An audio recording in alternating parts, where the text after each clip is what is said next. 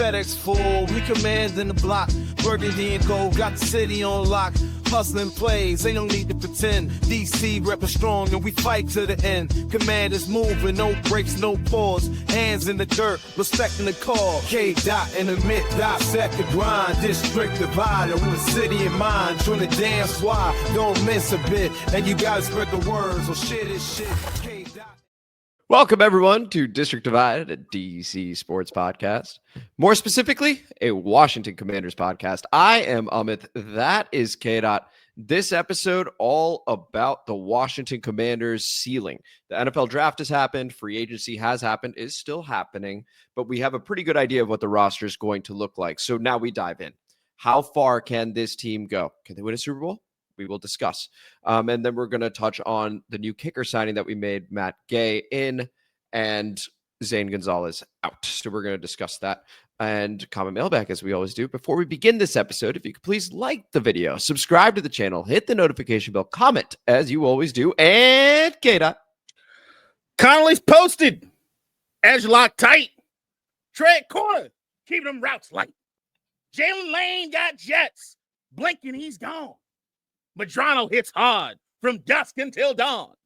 Krosky Merritt, straight downhill grit.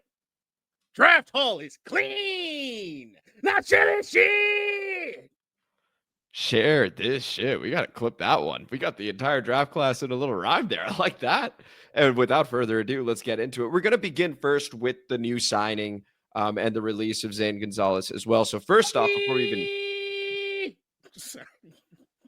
before we even get to Matt Gay, I just wanted to shout out Zane Gonzalez because I know we said we were going to bring in competition for him and that maybe it was even going to be a draft pick. There was that kicker out of Miami or whatever that maybe we were going to do.